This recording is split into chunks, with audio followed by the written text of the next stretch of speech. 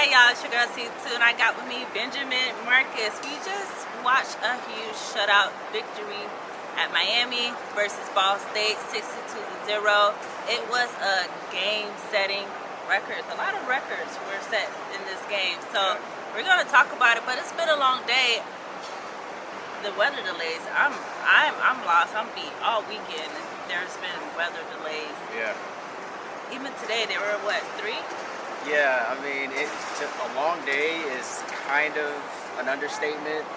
I feel like we're running a marathon. I don't know what time it is. I don't really know where I am right now. It just the weather delay kind of put a 3-hour delay on this game. Hours? It felt like 3 hours. Was Yeah, it 3? It did. I think it was like 2 to 3 hour delay on the game just because of the lightning. You already know what it is in South Florida. There's going to be lightning delays. You were at a lightning delay last night? Yes, lightning delay last night. Like I'm 0-2 against the weather, but I think it made it worse that they started to warm up. We came out the game, and then they went back. They came back. Yeah. It was a lot of back and forth. I think that made it a lot worse than what it was. Yeah, definitely. 3 times they came out and warmed up. Finally, the last time, they were able to warm up and get this game started. But when it got started, man, Yes. the boys from Miami that had the U on their helmet took care of business. 62-0 was the score here. And like you were saying, it was a program record-setting day for the Hurricanes. The 62 points are the most points scored against an FBS opponent as far as the margin of victory is concerned. That's really cool. That's pretty huge for a Miami Hurricanes team that has an illustrious history. You know, this is a team that has 5 national championships, and the team that we saw today, the performance that we saw on this field, has never been done before. I love to see it because it just shows how much depth and how much offensively. I mean, they have Cam Moore at 346 yards, 5 touchdowns. You know, he's just continued to have unbelievable games, but it just continues to show as well offensively all the receivers that he's able to get to, even the tight ends and them showing up as well. It just continues to show like offensively where we are and what we can do, and it's a little scary because to them it's still a lot of work that they have to do offensively. So absolutely, 750 yards of total offense for this team. They did it in the air at first, and then later in the game, they did it on the ground with our boy A.J. Allen. Yep. You know, broke off some big runs, including a 56-yard touchdown run that got the crowd that was left very excited. But definitely, this team just kind of showed how explosive they are, explosive that they can be with the 750 yards.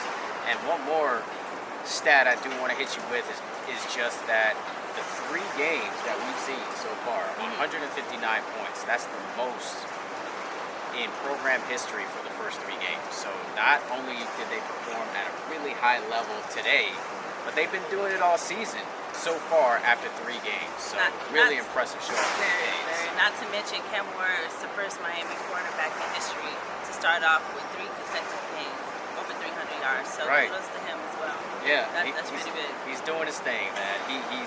He's commanding this offense. He's really showing that there's just an abundance of players that can make plays. You know, today we saw Jacoby George get loose. Over 100 yards today for Jacoby. He was able to get in the end zone as well.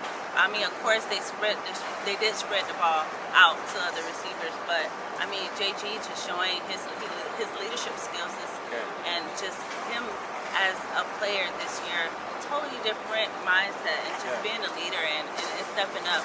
JG is just always that guy, very consistent, and I can see him, just his maturity this year and coming into play all throughout the last 3 games that I've watched him in person.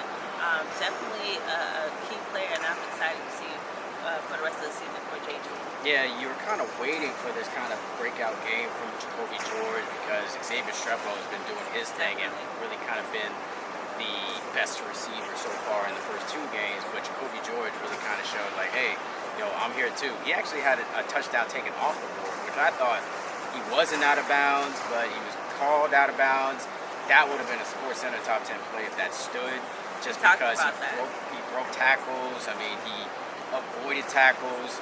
He still was able to get a touchdown on his own, where he kind of followed his blockers and just kind of maneuvered his way over the goal line, which was impressive. But yeah, shout out to JG. Obviously, he's from the crib. Shout out to Plantation High School, which is also the high school of his receiving coach, Kevin Beard. So, you know, shout out to him really showing up today. And the presser, he laughed about it, you know, when he was asked about that play. I feel like JG in the past, he would have still been upset about that play, but he talks about, you know, just having that mindset of the next play, which is what we need going for, especially with what Mario's trying to do this year. So that was really important. But speaking on the opposite side, 116 yards, passing yards from Ball State. It's 115 total yards. Yes, they total. shut them boys down. Yes. Yeah, I mean, like it was only like 6 rushing yards. Yeah, 6 rushing yards was impressive. I mean, like most of the game, it was either negative or like 1. I mean, they really kind of shut the running game completely down. What does that say about the defensive line? I mean, I just feel like this defensive line is really deep. Not only rushing the passer, but also stopping the run. Those guys in the middle. What was interesting to see today, though, was the fact that Simeon Barrow was inside and outside. I thought he was impressive with both positions, as well as Akeem Mesidor as well. Akeem Mesidor was lined up inside and outside. Once Ruben Bain comes back, you already know he's going to be inside and outside as well. So it was impressive to see them really shut down the run and pretty much shut down the pass as well.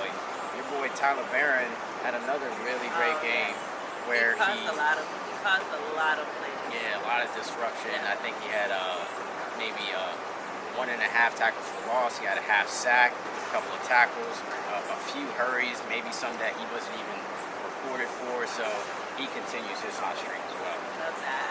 I also do want to talk about, you know, just the defense in this whole. I mean, Mario was able to get so many guys in rotation. Yeah. The secondary played mostly. Talk about the secondary guys coming in and still playing up to par. I mean, they still kept them. Yeah. Shutout game. Yeah, definitely. I thought just seeing Deani Hill on one side, and you saw OJ once again on the other side, and you saw DP playing in the nickel most of the game was very kind of interesting to kind of see. But you also saw other defensive backs get in the game, like Jadias Richard. And of course, Meach Powell had another solid game. Jaden Harris was making tackles everywhere. But later in the game, you saw Marquise Williams. You saw also Saquon Patterson as well getting into the game. This is definitely a game where you saw the depth when it comes to the defensive backs, linebackers, and the defensive line. Cole McConaughey got in this game. Malik Bryant had a pretty decent game as well. Made some good tackles, one that could have gone for a pretty big distance. Bryant was able to make a tackle, kind of a shoestring ankle tackle to stop a big gain. So really impressed with him as well as the other guys inside. Yeah, I think Mario said he had about 12, 14 defensive linemen, 7 linebackers, and that's a lot. That's a lot. That is a lot, and for them to perform the way they did, that just says again a lot about the depth that we have. As a team. Bobby Washington, I want to mention him too. He had a huge hit on a special teams play, and then had another huge hit as well later in the game in the fourth quarter. So it really kind of shows you the depth of this team, because Bobby Washington will probably start somewhere else, and he's not getting as much playing time as maybe that we thought he would be. But it really just kind of shows just how deep this team really is. Right. I do want to say one of the negatives that I did take out of this game were the penalties. They had a lot to clean up on. They were 8 for 85 just on penalties alone. That's something they definitely have to clean up, especially going into USF next week. You can't go there making that many penalties, those many mistakes. You cannot do that next week. Absolutely, especially the one penalty where it took a touchdown off of the board. Isaiah Horton had an amazing play on it was a great throw by Ward first, and then Horton was able to take it the distance, but unfortunately it was taken off the board because Markel Bell had a illegal hands to the face. It was clearly illegal hands to the face, but those are the type of penalties you don't want to see because those are actually taking points off the board. The one penalty that I didn't agree with, though, was the one on Wesley Desane. You know, I thought the hit was like to the shoulder. You know, it wasn't like to the head. Football. They were like saying it was above the neck or something like that, which I thought was egregious. So that play in particular, I didn't think should have been called, but penalties definitely need to be cleaned up, especially on the road in a hostile environment that they'll face against USF. And speaking of that, we are in Tampa next week at USF. I mean, I've been hearing a lot of USF will definitely challenge. I know they gave Alabama a run for their money. Miami going to their home, playing them as aggressively as they have been playing. What do you think next week is going to look like for Miami? Well, the one negative to me about the game was the lack of running game in the beginning of this game, in the first half, pretty much. You didn't really see Damian Martinez really get loose like you wanted him to get loose, and Mark Fletcher didn't really start getting enough carries or really kind of breaking loose until more in the second half or the beginning of the third quarter. So you kind of want to see the running game kind of get going. I didn't really see any holes really kind of open up where they could really get loose. So that needs to change because that's kind of part of the identity of this football team. They do want to pass the ball. Of course, they've got the Heisman candidate in Cam Ward who can throw it all over the field.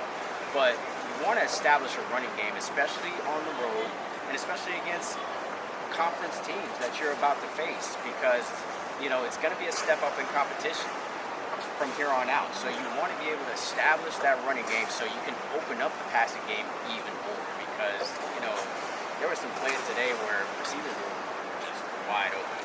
And those gaps are going to start to close as the season goes on. So I kind of want to see the running game get going against USF because they're going to need it. That crowd's going to be really hyped up. They've got a really talented quarterback in Byron Brown, who is a dual threat type of guy who can get a defense fits. So that's really kind of what I want to see. Running game get going and contain Byron Brown. I agree, especially with the holes opening up. I saw last game, it's really tight. Yeah. I mean, I feel like there could be more room for the running backs to get through those holes, but I mean, I know with Coach Maribel, that'll be something he'll definitely see once he watched the film and see what he can work on as far as opening up holes. And I do agree. I mean, the performance, if it wasn't for A.J. Allen with that 56 yards, it would have been a lackluster effort on the ground, for sure. He kind of made it look like they did something today, but honestly, the running today was not up to par of what I feel like that is needed for, especially for next week. Absolutely, and part of the reason why it didn't look as good, at least for the second part of the game, was because of Ernest Cooper went down with an injury. Cristobal said that he should be back next week for practice, but he was out of the game. Jalen Rivers also didn't play in this game, so I think that's part of the reason. But still, you know, you would hope that the depth of this offensive line really kind of holds up throughout the rest of the season. Because, like we said, they're doing great in pass protection, but just running the football is kind of the key to a lot of football games. So you kind of need that. Absolutely. So we'll see what USF and what changes they'll make because we're getting deeper into the schedule. Soon we get some ACC play on there, so I'm excited to see like what's that play look like for Miami. That's some real play. I mean today shutout 62-0. Can't ask for anything better than that. I know, but it was just like one of those days, right? We got rain, we got delays. A lot of people came in early, but they also left early. Right. We had a little over 50,000. Yeah, I know. It's a long day for everybody, right? So it's just one of those days. But we were able to see some things, and I think that from last week, improving on the conversions. I think that it was improved on as far as third down conversions. Third down conversions. Yeah, they were 7 for 11 on third down. So, I mean, I think that as far as like working on that, as Cam said, that's something that he wanted to work on. He was able to do, Emery got in the game. Emery, shout out to Emery Williams. Oh, that pass to Elijah Often was picture perfect. He went through his reads and just saw him on that wheel route. It was just a great play. Happy for him, just with the injury that he went through at Florida State, for him to come back finally in his first appearance of the season to throw a long touchdown pass like that. It was great to see. I would love to see more throws like that from Emery. I feel like clearly to me he's the number 2 quarterback.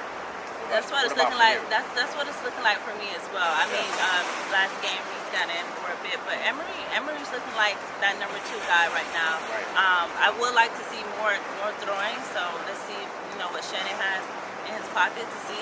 I mean, even Cam said he wants to see more throwing from Emery. So we'll see. Yeah. I have to burn that red shirt. Right.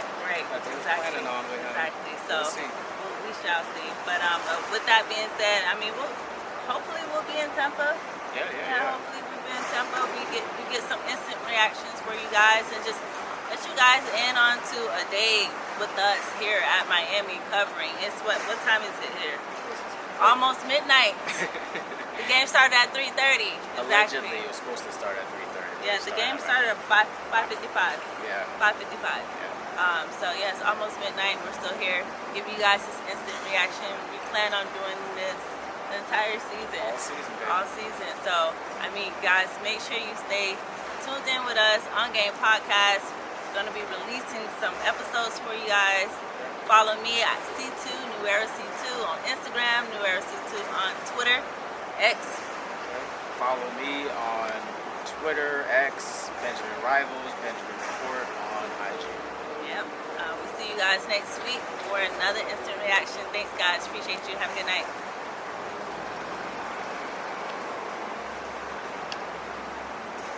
Yes.